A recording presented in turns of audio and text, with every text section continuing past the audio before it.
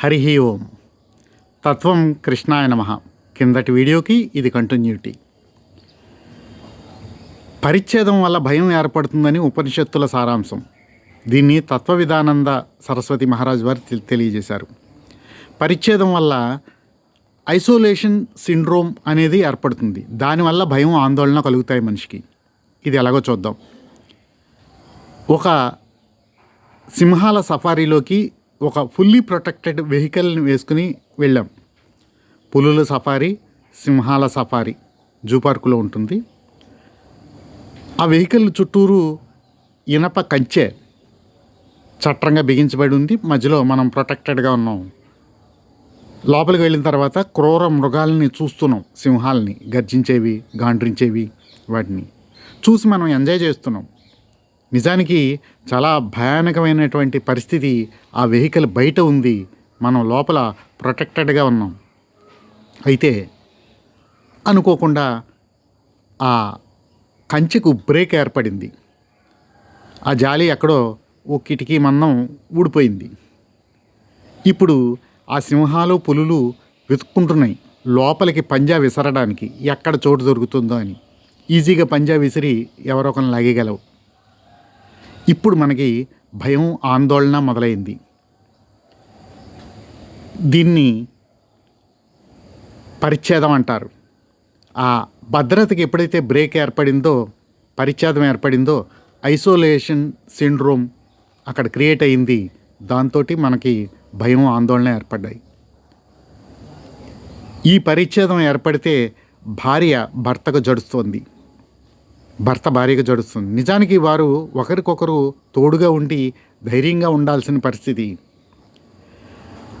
క్రూర మృగాలు లాంటి ఈ ప్రపంచంలో వారు ఉన్నప్పటికీ వారు దాన్ని ఎంజాయ్ చేస్తూ ఒకరికొకరు బలంగా ఉండాల్సిన పరిస్థితిలో పరిచ్ఛేదం ఏర్పడిపోయి, అంటే భద్రతకు ఎక్కడో బ్రేకేజ్ ఏర్పడడం వల్ల ఇప్పుడు ఒకరికొకరు భయపడుతున్నారు. ఎవరి అకౌంట్ వారు క్రియేట్ చేసుకున్నాం. అంతవరకు ఒకటే అకౌంట్ ఉండేది, ఒకటే ఓనర్. సౌలభ్యం కోసం 2 అకౌంట్లు ఉన్నప్పటికీ ఒకటే ఓనర్షిప్ని ఫీల్ అయ్యేవారు. ఇప్పుడు ఎవరి అకౌంట్ వారిది. తండ్రికి కొడుకు, కొడుకుకు తండ్రి భయపడాల్సిన పని లేదు. వారు ఒకరికొకరు తోడు, భద్రత. కానీ ఇక్కడ భయపడుతున్నారు పరిచ్ఛేదం ఏర్పడడం వల్ల, ఐసోలేషన్ సిండ్రోమ్ క్రియేట్ కావడం వల్ల. అన్నదమ్ముల మధ్యలో, సమాజంలో. సో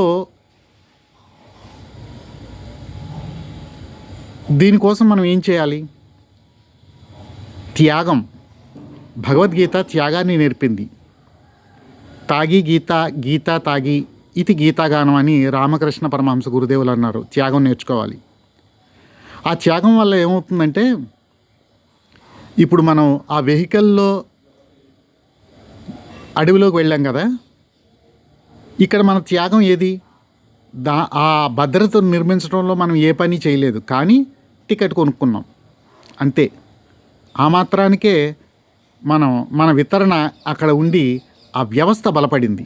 సో ఆ వ్యవస్థకి మనం చేయవలసింది ఆ టికెట్ కొనడం, గుడికి వెళితే దక్షిణ వేయడం, పంతులు గారికి దక్షిణ వేయడం, హుండీలో డబ్బులు వేయడం, అలా అన్నమాట. ఒక వినాయక చవితి జరిగిందనుకోండి, అందరం సంఘటితమయ్యి అట్లీస్ట్ మనం చేయగలిగింది చిట్ట చివరికి ఆ జెండా పట్టుకుని ఆ ఊరేగింపులో పాల్గొవడం. ఇలా ఆ సంఘానికి మనం చేయవలసిన వితరణ మనం అందిస్తే ఆ భద్రత కట్టుదిట్టం అవుతుంది. లేకపోతే చిల్లుపడ్డ నావ. వివేకానందుల వారు అన్నారు, సనాతన ధర్మం అనబడే మన ఈ పురాతన నావకి కాలంలో కొన్ని చిల్లులు పడ్డ మాట వాస్తవం. మరి ఇప్పుడు నీ పని ఏంటి? రంధ్రాన్వేషణ చేస్తూ కూర్చుంటావా, లేకపోతే చిల్లులు పూడ్చే ప్రయత్నం ఏదైనా చేస్తావా అని వివేకానందుల వారు అడిగినప్పుడు చాలామంది దాన్ని రిసీవ్ చేసుకున్నారు. జాతి పునర్నిర్మాణానికి అంకితమైపోయారు. ఇప్పుడు మన నావ చాలా పటిష్టంగా ఉంది. కానీ ఈ రంధ్రాన్వేషణ చేసే ఆ లక్షణం ఉన్నవాళ్ళు అప్పటికీ ఇప్పటికీ ఉన్నారు. వారు ఆ చిల్లులు పూడ్చడానికి బదులుగా రంధ్రాన్వేషణ చేస్తూ విమర్శిస్తూ కూర్చుంటారు.